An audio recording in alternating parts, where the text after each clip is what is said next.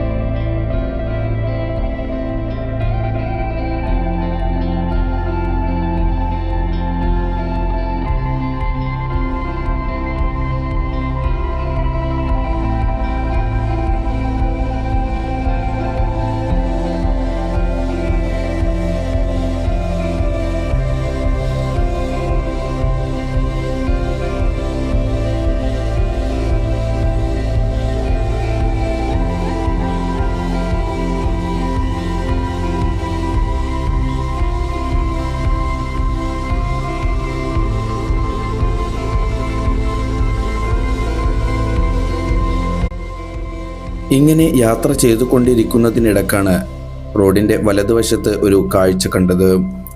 ആനയാണ് അവിടെയുള്ളത്. പക്ഷേ അത് കാട്ടാനയല്ല, വളർത്താനയാണ്.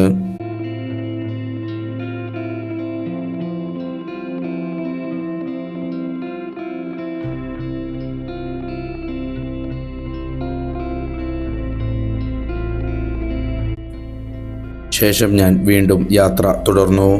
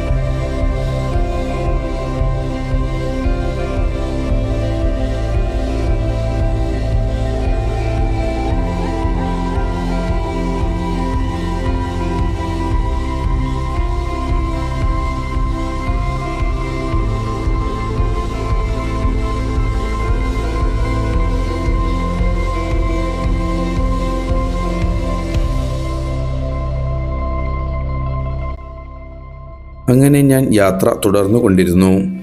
അല്പദൂരം സഞ്ചരിച്ചപ്പോൾ ഇതായിരിക്കുന്നു റോട്ടിൽ ഒരു സിംഹവാലൻ കുരങ്ങൻ. അത് റോട്ടിൽ നിന്നും എന്തോ പെറുക്കിയെടുക്കുകയാണ്. അങ്ങനെ അത് വനത്തിലേക്ക് കടന്നുപോയി. ചുറ്റിനുമുള്ള കാഴ്ചകളെല്ലാം കണ്ട് വളരെ ആസ്വദിച്ച് പതിയെ മാത്രമാണ് ഞങ്ങൾ വാഹനത്തിൽ യാത്ര ചെയ്യുന്നത്. മുമ്പിലുള്ള ബൈക്ക് യാത്രികർ വഴിയിൽ നിന്നും പരിചയപ്പെട്ടതാണ്. ഒപ്പമുള്ള ആളുമായി നല്ല ബന്ധമുള്ള ആളുകളാണ്. സമയം ഒരുപാട് വൈകിയതുകൊണ്ട് സൂര്യൻ അസ്തമിക്കാറായ ഒരു മട്ടിലാണുള്ളത്. വെളിച്ചം പതിയെ മങ്ങി മങ്ങി വരികയാണ്. കാട്ടിനുൾവശമായതുകൊണ്ട് ഇവിടെ നല്ല തണുപ്പുമുണ്ടായിരുന്നു. ഇങ്ങനെ വന്നുകൊണ്ടിരിക്കുമ്പോഴാണ് ഇടതുഭാഗത്തായി ആനകളെ കണ്ടത്. വാഹനം നിർത്താനുള്ള അസൗകര്യം കാരണം വീഡിയോ എടുക്കാൻ കഴിഞ്ഞില്ല.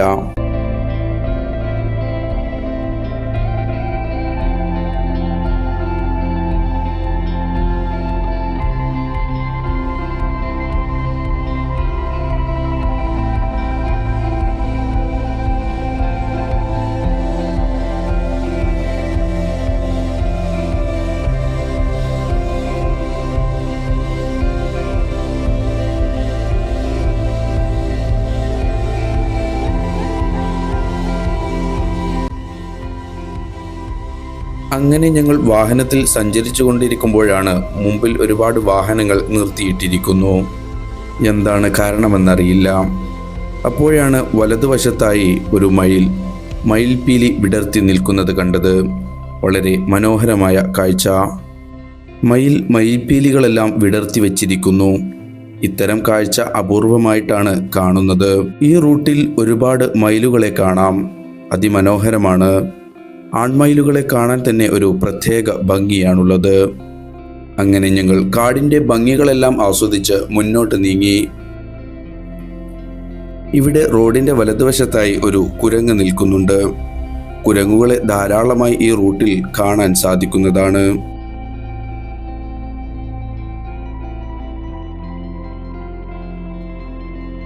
അല്പദൂരം സഞ്ചരിച്ചതിന് ശേഷം കണ്ട കാഴ്ചയാണിത്.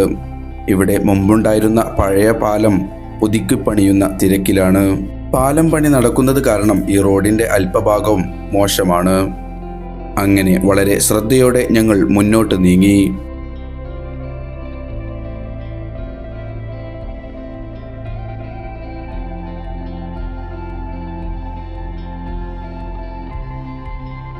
പിന്നീട് മുന്നിൽ കണ്ട അതിമനോഹരമായ ഒരു കാഴ്ചയാണിത്. ചുറ്റിനും ചീമക്കൊന്ന മരങ്ങളാണുള്ളത്. ഇല പൊഴിഞ്ഞിട്ടുണ്ട്. കാണാൻ തന്നെ നല്ല ഭംഗിയാണ്. ഇതെല്ലാം പൂത്തു നിൽക്കുന്ന സമയമാണെങ്കിൽ ഒരു പ്രത്യേകതരം ഭംഗി തന്നെയായിരിക്കും. ഇനി മുതുമല ടൈഗർ റിസർവ് ഫോറസ്റ്റിനെ കുറിച്ചുള്ള ചെറിയ വിശദീകരണം നൽകാം. തമിഴ്നാട് സംസ്ഥാനത്തിലെ നീലഗിരി ജില്ലയിലാണ് ഈ ഫോറസ്റ്റ് സ്ഥിതി ചെയ്യുന്നത്. 688.59 ചതുരശ്ര കിലോമീറ്ററിലാണ് ഈ ഫോറസ്റ്റ് വ്യാപിച്ചു കിടക്കുന്നത്. കേരള, തമിഴ്നാട്, കർണാടക എന്നീ 3 സംസ്ഥാനങ്ങളുടെ ട്രൈ ജംഗ്ഷനിൽ 1986 പ്രഖ്യാപിക്കപ്പെട്ട ഇന്ത്യയിലെ ആദ്യത്തെ ബയോസ്ഫിയർ റിസർവായ നീലഗിരി ബയോസ്ഫിയർ റിസർവിന്റെ ഭാഗമായി ഇത് ഒരു പ്രത്യേക പങ്ക് വഹിക്കുന്നുണ്ട്. ഒരല്പദൂരം മുന്നോട്ട് നീങ്ങിയതിന് ശേഷം കണ്ട കാഴ്ചയാണിത്. മാനാണ് അവിടെയുള്ളത്. ഇത്ര അടുത്ത് ആദ്യമായിട്ടാണ് ഞാൻ മാനിനെ കാണുന്നത് പോലും. വാഹനം ഇത്ര അടുത്തെത്തിയിട്ടും അതിനൊരു ഭയവും ഇല്ല.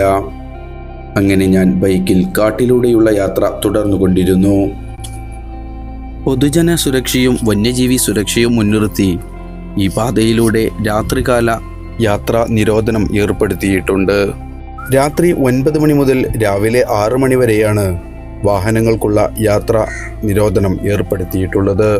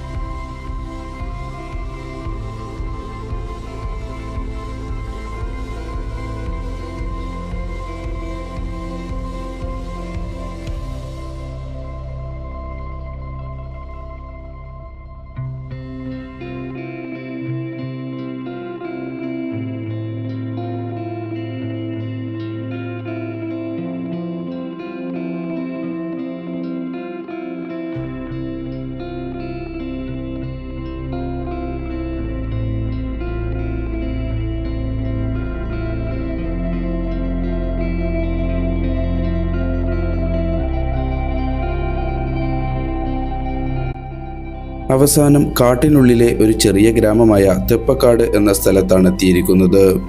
ഇവിടെ കാട്ടിലേക്കുള്ള ബസ് സഫാരി അവൈലബിൾ ആണ്. ആ യാത്ര ആസ്വദിക്കാനായി വന്നവരുടെ വാഹനങ്ങളാണ് ചുറ്റിനുമുള്ളത്. തമിഴ്നാട് ഫോറസ്റ്റ് ഡിപ്പാർട്ട്മെൻ്റാണ് ഇത് കൈകാര്യം ചെയ്യുന്നത്. വളരെ നല്ല തിരക്കാണ് ഇവിടെയുള്ളത്.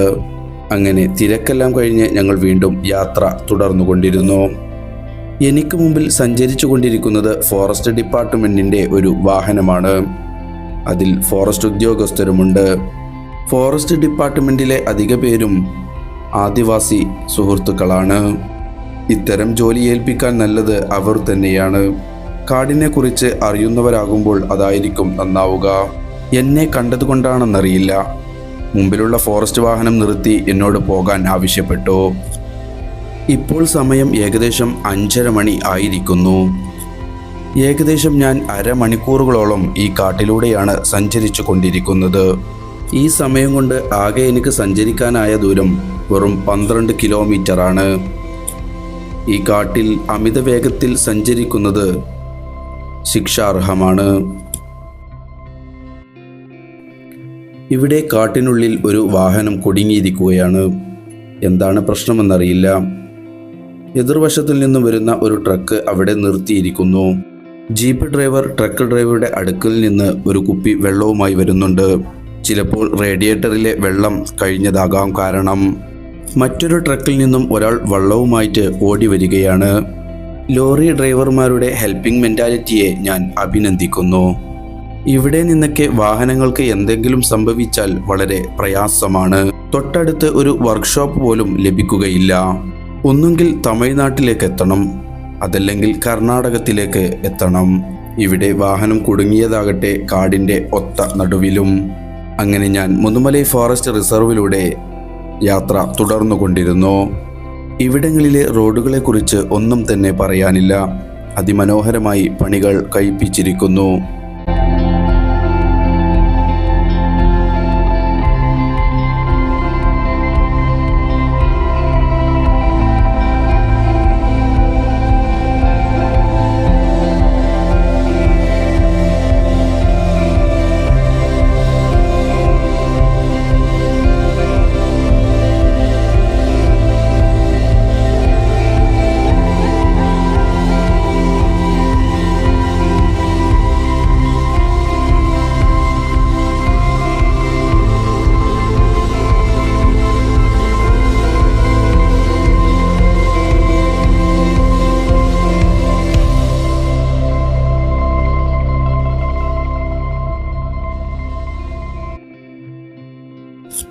ഈ റൂട്ടിൽ ഓരോ 1/2 കിലോമീറ്റർ കഴിയുമ്പോഴേക്കും ഓരോ ഹമ്പുകൾ പ്രത്യക്ഷപ്പെടും.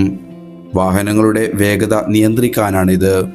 മൃഗങ്ങൾക്കുണ്ടാകുന്ന വാഹനാപകടങ്ങൾ നിയന്ത്രിക്കാനാണ് ഇങ്ങനെ ചെയ്യുന്നത്.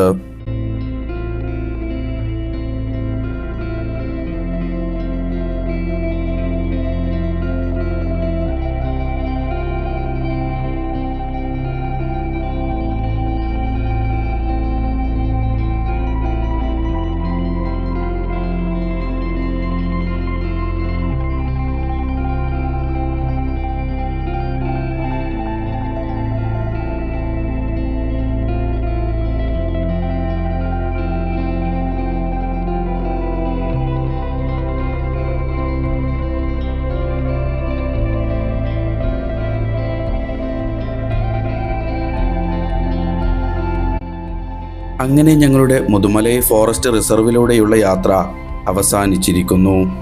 ഇവിടം വരെയാണ് തമിഴ്നാടിൻ്റെ അതിർത്തി ഭാഗം വരുന്നത്. തമിഴ്നാടിൻ്റെ ഫോറസ്റ്റ് ചെക്ക് പോസ്റ്റാണ് നമ്മുടെ മുൻവശത്തായി കാണുന്നത്. അവിടെ വാഹനങ്ങളെല്ലാം നിർത്തി പരിശോധിക്കുന്നുണ്ട്.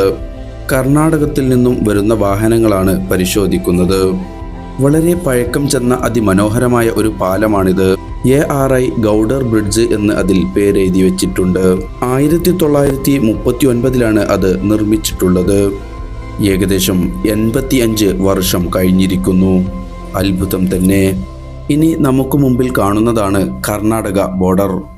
കർണാടകത്തിലേക്കാണ് ഇനി നമ്മൾ പ്രവേശിക്കുന്നത്. അങ്ങനെ കേരളവും തമിഴ്നാടും പിന്നിട്ട് ഇനി നമ്മൾ കർണാടകത്തിലേക്കാണ് പ്രവേശിക്കുന്നത്.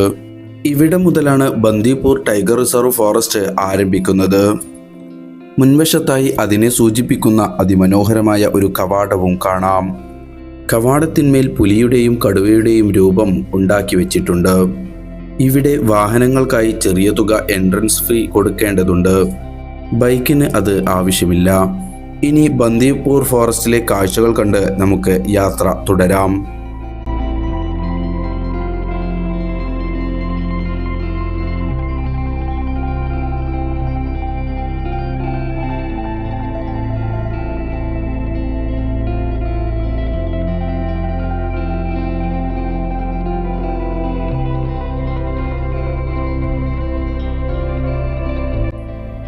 സംസ്ഥാനം മാറിയതുകൊണ്ടാണെന്നറിയില്ല, എന്തോ ഒരു പ്രത്യേകത ഉള്ളതുപോലെ. കാടിൻ്റെ പ്രകൃതിയിൽ തന്നെ ഒരു മാറ്റം. ഇനി ബന്ദിപ്പൂർ ദേശീയോദ്യാനത്തിൻ്റെ ഒരു ചെറിയ ചരിത്രത്തിലേക്ക് വരാം. കർണാടകത്തിലെ ചാമരാജ് ജില്ല നഗറിൽ സ്ഥിതി ചെയ്യുന്ന ഒരു ദേശീയോദ്യാനമാണ് ബന്ദിപ്പൂർ ടൈഗർ റിസർവ് ഫോറസ്റ്റ്.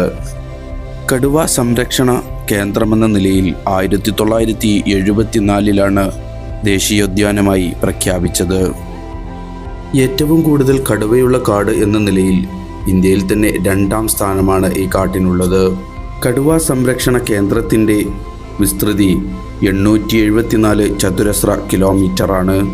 ഇതിന് തൊട്ടടുത്ത് തന്നെയാണ് നാഗർഹോൾ ദേശീയോദ്യാനമുള്ളത്. രാജ്യത്തെ പ്രധാന കടുവ സങ്കേതങ്ങളിൽ ഒന്നാണിത്. ഒരു കാലത്ത് മൈസൂർ രാജ്യത്തിലെ രാജാവിൻ്റെ വേട്ടയാടൽ കേന്ദ്രവുമായിരുന്നു ഇത്.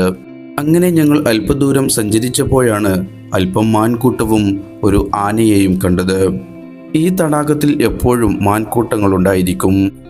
അങ്ങനെ കാഴ്ചകൾ കണ്ട് ഞങ്ങൾ വീണ്ടും മുന്നോട്ട്. ഈ വലതുവശത്തായി കാണുന്നത് റിസോർട്ടുകളാണ്. കർണാടക ഗവൺമെന്റിന്റെ അധീനതയിൽ ഉള്ളവയാണവ. ഓൺലൈൻ ബുക്കിങ്ങിലൂടെ ഇവിടെ താമസം ലഭ്യമാണ്. ഇവിടെയുള്ള താമസം അതിമനോഹരമാണെന്ന് കേട്ടിട്ടുണ്ട്.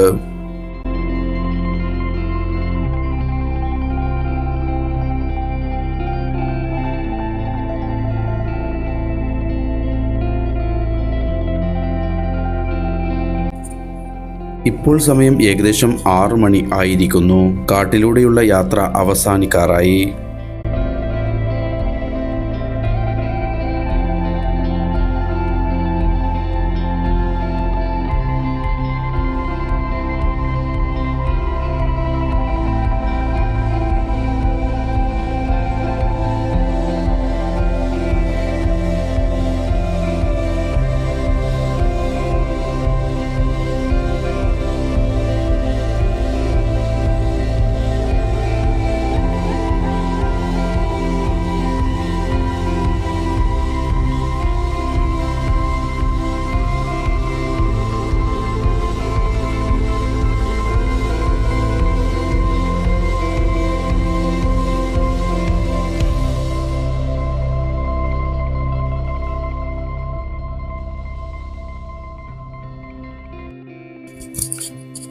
അങ്ങനെ ബന്ദിപ്പൂർ വനത്തിലൂടെയുള്ള ഞങ്ങളുടെ യാത്ര അവസാനിച്ചു. അതിമനോഹരമായ അനുഭവങ്ങൾ തന്ന യാത്രയായിരുന്നു ഈ കാട്ടിലൂടെയുള്ള യാത്ര. ജീവിതത്തിൽ ഒരിക്കലും മറക്കാനാവാത്ത ഒരുപാട് ഓർമ്മകൾ തന്നു. പലപ്പോഴും പലരും ഈ കാട്ടിലൂടെ യാത്ര ചെയ്ത് നിരാശരായി മടങ്ങുമ്പോൾ നമുക്ക് നൽകിയ കാഴ്ചകൾ അതിമനോഹരം തന്നെ. അങ്ങനെ ഞാൻ എക്സിറ്റ് ഗേറ്റും പിന്നിട്ട് ഗുണ്ടൽപേട്ട് ലക്ഷ്യമാക്കി യാത്ര ചെയ്യാൻ തുടങ്ങി. കവാടം കടന്ന ശേഷം ഞാൻ മറ്റേതോ ലോകത്ത് എത്തിയതുപോലെ ഒരു തോന്നൽ. ഭൂപ്രകൃതിയിൽ തന്നെ ആകെ ഒരു മാറ്റം. ഇനി നമ്മുടെ യാത്ര ഗ്രാമങ്ങളിലൂടെയും കൃഷിയിടങ്ങളിലൂടെയുമാണ്. അങ്ങനെ മുതുമലൈ ഫോറസ്റ്റ് മുതൽ ബന്ദിപ്പൂർ ഫോറസ്റ്റ് വരേക്കും ഏകദേശം 1 മണിക്കൂറുകളോളമാണ് ഞങ്ങൾ യാത്ര ചെയ്തത്.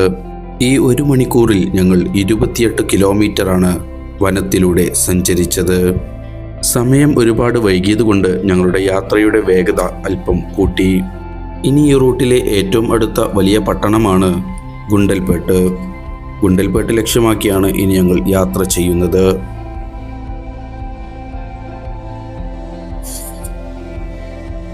റോഡൊരൽപ്പം മോശമാണ്. അധിക വേഗത്തിൽ സഞ്ചരിക്കാൻ കഴിയില്ല. എങ്കിലും പരമാവധി വേഗത്തിലാക്കാൻ നോക്കി. അങ്ങനെ ഞങ്ങൾ അല്പദൂരം സഞ്ചരിച്ചതിന് ശേഷം വഴിയരികിൽ കണ്ട കാഴ്ചയാണിത്. സൂര്യകാന്തി കൃഷിയാണിത്. എങ്കിൽ പിന്നെ ഈ കാഴ്ചകൾ കണ്ടാകാം ബാക്കി യാത്ര എന്ന് തീരുമാനിച്ചു. കണ്ണിന് കുളിർമയേകുന്ന വളരെ മനോഹര കാഴ്ച തന്നെയാണ് ഇത്. ഇതിൻ്റെ മറുവശത്തായി കാബേജ് കൃഷിയും തക്കാളി കൃഷിയുമൊക്കെയുണ്ട്. ഇതിൻ്റെ അകത്തേക്ക് പ്രവേശിക്കാൻ 20 രൂപ ടിക്കറ്റ് എടുക്കണം. ഞങ്ങൾ ടിക്കറ്റ് ഒന്നും എടുക്കാതെ പുറത്തുനിന്നാണ് ഈ കാഴ്ചകൾ ആസ്വദിച്ചത്. സമയം വൈകിയതുകൊണ്ട് ഇവിടെ അധികം സമയം ചിലവഴിച്ചില്ല. ഇപ്പോൾ സമയം ഏകദേശം 6:10 ആയിരിക്കുന്നു. കാഴ്ചകളെല്ലാം തന്നെ കണ്ട് ആസ്വദിച്ചിരിക്കുമ്പോഴാണ് നാട്ടിലെ കുറച്ച് ആളുകളെ കണ്ടത്. ഇവരും പരിപാടിക്ക് പുറപ്പെടുന്നവരാണ്. സ്വന്തം നാട്ടിലെ ആളുകളെ മറ്റൊരു സ്ഥലത്ത് വെച്ച് കാണുമ്പോഴുള്ള എല്ലാവിധ അനുഭൂതികളും ഞങ്ങൾക്കുണ്ടായിരുന്നു. അവരോട് ഞങ്ങളുടെ യാത്രാവിശേഷങ്ങളെല്ലാം പങ്കിട്ടു. അവർ യാത്ര പുറപ്പെടാനുള്ള തയ്യാറെടുപ്പിലാണ്. ഇവിടെ വന്നിട്ട് അല്പസമയം ആയിട്ടുണ്ട്. അങ്ങനെ ഞങ്ങളോട് സലാം ചൊല്ലി വീണ്ടും കണ്ടുമുട്ടാം എന്ന് പറഞ്ഞ് അവർ യാത്ര തിരിച്ചു. ഇവിടെ നിന്ന് ഫോട്ടോ എടുത്തും അല്പസമയം വിശ്രമിച്ചും ഇവിടെ തങ്ങി. ശേഷം വീണ്ടും ഞങ്ങൾ യാത്ര തുടരാനുള്ള തയ്യാറെടുപ്പിലാണ്. ഞങ്ങൾ യാത്ര പുറപ്പെട്ടു. ഈ റോഡ് അവസാനം ചെന്നെത്തുന്നത് ഗുണ്ടൽപേട്ടിലാണ്. ഗുണ്ടൽപേട്ടിൽ നിന്നും അടുത്തത് മൈസൂർ ലക്ഷ്യമാക്കിയാണ് നമുക്ക് സഞ്ചരിക്കേണ്ടത്.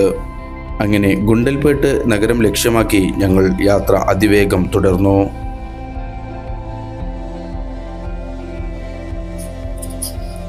യാത്രാമധ്യേയുള്ള ഒരു ഗ്രാമമാണിത്. അതിമനോഹരമായ ഗ്രാമം. ചെറിയ ചെറിയ വീടുകളാണ് ചുറ്റുമുള്ളത്. അവരുടെ വസ്ത്രധാരണയിലും ജീവിതശൈലിയിലും കണ്ടാൽ അറിയാം ഇവരെല്ലാം കൃഷിക്കാരാണെന്ന്. ഈ മേഖലയിൽ ധാരാളം കൃഷിത്തോട്ടങ്ങളുണ്ട്. അങ്ങനെ ഗ്രാമത്തിൻ്റെ അതിമനോഹര കാഴ്ചകൾ കണ്ട് ഞാൻ വീണ്ടും യാത്ര കുതിച്ചുകൊണ്ടിരുന്നു.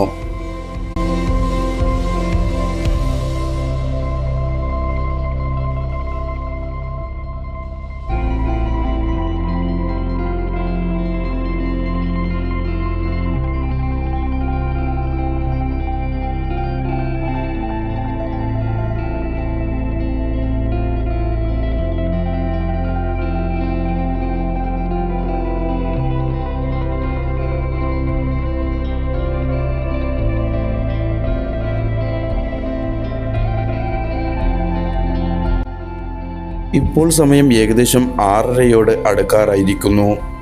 നേരം ഇരുട്ടിയിട്ടുണ്ട്. സ്റ്റേ ഞങ്ങൾ ബാംഗ്ലൂർ ടൗൺ എത്തുന്നതിന് മുമ്പ് എവിടെയെങ്കിലും ആക്കാമെന്ന് തീരുമാനിച്ചു. അങ്ങനെ രാത്രിയിലും യാത്ര തുടരാമെന്നാണ് ഞങ്ങൾ തീരുമാനിച്ചത്. ഇപ്പോൾ ഞങ്ങൾ ഏകദേശം ഗുണ്ടൽപേട്ട് നഗരത്തോട് അടുത്ത് എത്തിയിരിക്കുന്നു. തൽക്കാലം ബാംഗ്ലൂർ യാത്രയുടെ 3-ാം ഭാഗം ഇവിടെ വെച്ച് അവസാനിപ്പിക്കുകയാണ്. ഇനി അടുത്ത ഭാഗത്തിൽ മൈസൂരിലേക്കുള്ള അതിമനോഹരമായ യാത്രയാണുള്ളത്. അധികം വൈകാതെ തന്നെ ആ യാത്രയുടെ വീഡിയോ ചാനലിൽ അപ്ലോഡ് ചെയ്യുന്നതാണ്. ചരിത്രങ്ങളും യാത്രാ വീഡിയോകളുമൊക്കെ ഇഷ്ടപ്പെടുന്നവരാണോ നിങ്ങൾ? എങ്കിലും തീർച്ചയായും ചാനൽ സബ്സ്ക്രൈബ് ചെയ്യുക. തൊട്ടടുത്തുള്ള ബെല്ലൈക്കൺ അമർത്തുകയും നിങ്ങളുടെ പ്രിയപ്പെട്ടവരുമായി ഷെയർ ചെയ്യുക. ഇനി അടുത്ത വീഡിയോയിൽ കണ്ടുമുട്ടാം.